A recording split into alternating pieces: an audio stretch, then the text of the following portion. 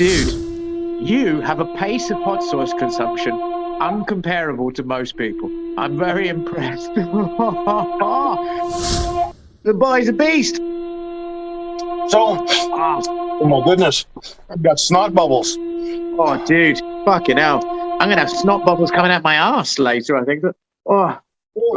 What you don't realize is that the algorithms out there, they modify and change all the things you get to look at, right? And if you come from a slightly left perspective, then of course people tend to be pacifists, people tend to be not military people, and people tend to therefore miss out on a lot of information about humans. And there's a human you can see right there. This particular human spent 8 years in the military.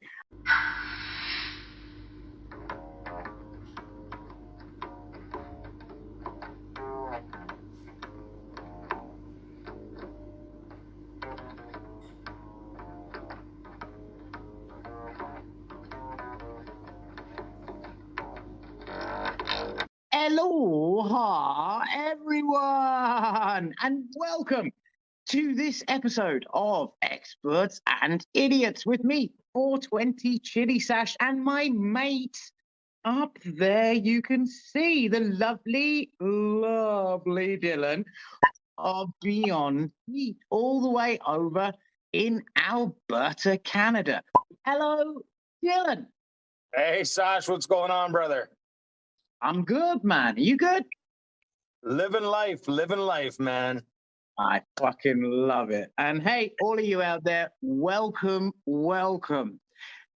This evening, Dylan and myself wanted to do something rather unusual, actually.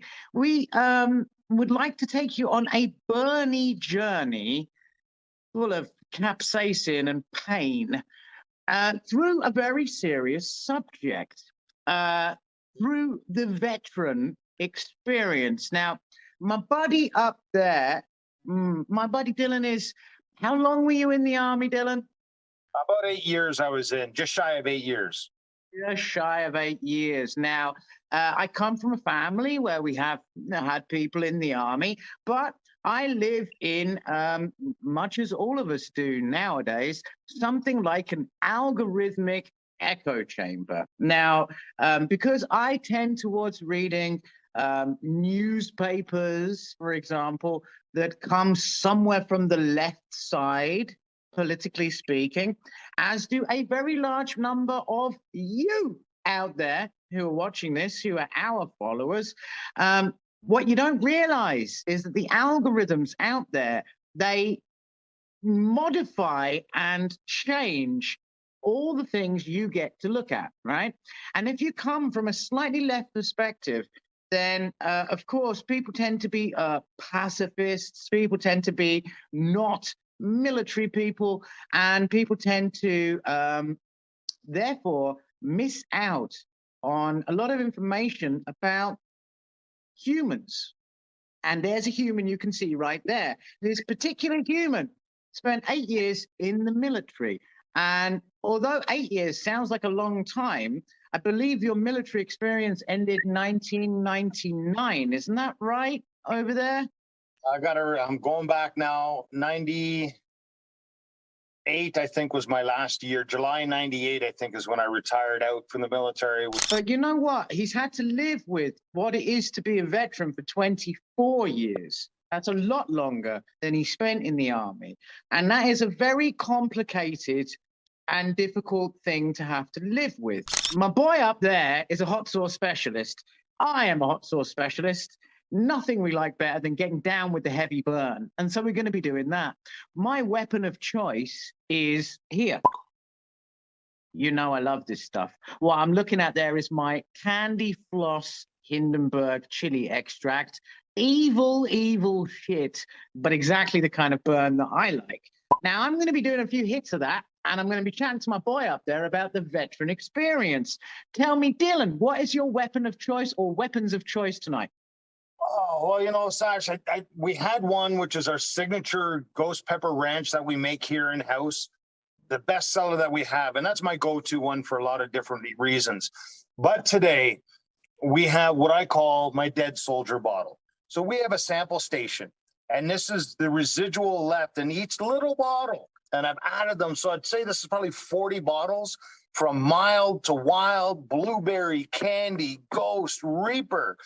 This is my boy. I'm going to give him a shot, but as a special treat, because of what's going on, and as a soldier, we know right from wrong, and I've got a real heartache for the people of the Ukraine. I brought in a special friend.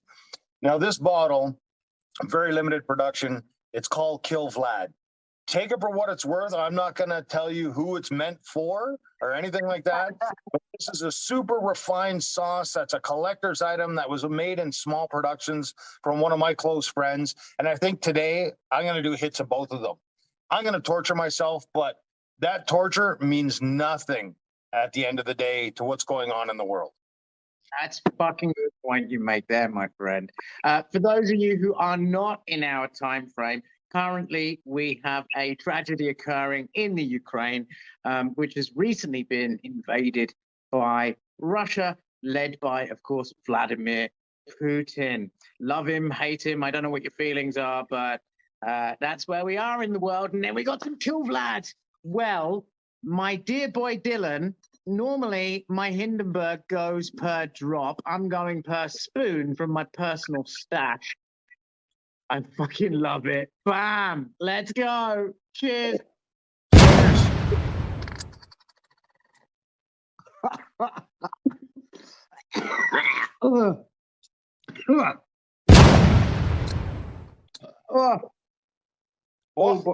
Boy. I tell you what, Dylan, that shit never gets easier. It really doesn't. Oh, so Dylan. Oh, sorry, mate. I just have to regain my composure a little bit. Oh, what led you to join an army? Whoa, back in the 90s, hadn't finished school yet, living in a basement suite, had really no direction in life, snot-nosed kid, thought I knew everything about the world and everybody. Went to the recruiting center one day for shits and giggles, sat down. Oh, I'm suffering. And me too, man. Said, why not? It's like going to college or university. Like, let's do this. My grandfather was in the Navy on a sub hunter. So, and he was alive. He never got killed. I just said, you know what, let's do this. So I ended up going to the recruiting center, talking to him, filling out the aptitude test. I realized that I had some natural abilities that the military could exploit, if you want to call them that. And I said, you know what, I'm not really happy with my life where I was at the time. I had no direction, no real focus, and no real positive outcome. So I said, let's do this. What's the worst that can happen? I do 3 years of my basic engagement, and I've learned some new skills. And you did 8 years in the end, huh? I did my second engagement, and then my intermediate engagement, which is a 14-year contract, and I didn't sign. And the reason being is at that time, there was a political decision to close a bunch of bases in Calgary. One of them being in Canada, and one of them being in Calgary. And I didn't really see a positive look over the next 14 years. So I took a gamble from an oil and gas company to survey the ocean floor all around the world, starting me off with way more money than I'd ever even thought about making as a young man. Okay. But then when you did your 8 years, were you in conflicts? Where did you serve? We always studied. We were always on standby. I went over to Nijmegen, down to Africa. And any conflict that comes up, certain units get tasked. And as you get tasked, there's always a backup unit. So you're always studying. And when you get the 24-hour standby notice, you're packed, ready to go. So we could be sent anywhere in the world at any moment's notice, basically. What does it feel like to fight for your country? Is it like a big, proud feeling, or Does it cancel out the fear? What's it feel like? Everybody's different. I'm going in for some ghost pepper ranch right now. Let's go, baby. I love it. Wow. Long life, good health. 100%. I got some slow burn chili that I'm going to wash it down with. Oh, I'm going into. Oh, the boy's a beast.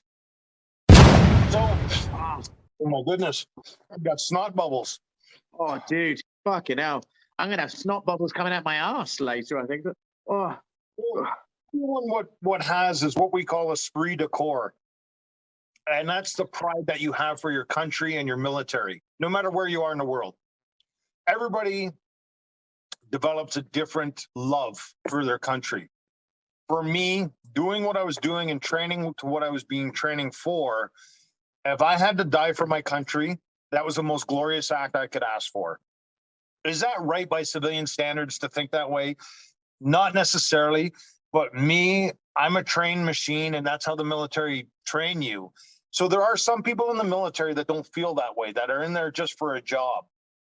For me, it was a life. It was a lifestyle. It was pride. It was everything. I was like, I am fucking somebody now. And you know what? I'm a tough motherfucker, and I represent the country, and I carry my flag on my back. But then that means, I'm guessing, that there's a fuck ton of mental training, because that's not a normal human way to respond to. Oh, sorry, dude, Dylan, I'm burning up like a motherfucker.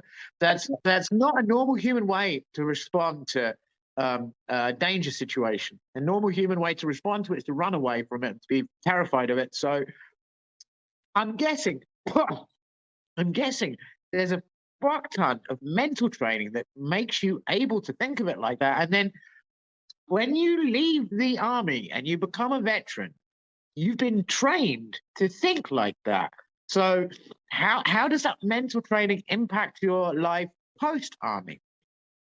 Oh, like in the Army, it's not a big thing. You don't think about it. Once you retire out or you finish your initial contracts and you sign your release papers, you never think about how the training is going to affect you later on in life. And studies have shown now we're helping veterans more and more understand that transition process. When I got out, it was sign here. Thanks for coming out. See you later. Good luck. I was a fucking basket case. I'm like, I still had a lot of aggression, an anger issue, because that's part of the aggression issue. That's what made me a fucking phenomenal soldier, is that I didn't care what the outcome was. I cared what my duty was. We're going in for my fallen soldier bottle. I see that Sasha's deeping in, so hey, here we go. Yeah, baby. This one's gonna hurt. I know it's in. To those of them who are with us now, cheers. So, psychologically speaking, what type of fucking I mean, I'm imagining after you've been in a theater of war. Oh, Jesus, I'm dying. After you've been in a theater of war. Oh, excuse me. Oh, I'm a pussy. Yeah, this guy's been at war. So please give me time. He's more trained than I am on this shit, okay? Like, what kind of mental challenges do you face? What kind of mental disabilities, I guess you could call it, do you face when you come back to civilian life? That is the first half of today's episode. The second half of today's episode of our Burny journey through the veteran experience is available for you to watch now on Facebook, Instagram, and YouTube. It's an important subject, and we hit some very, very important points. Jump over there.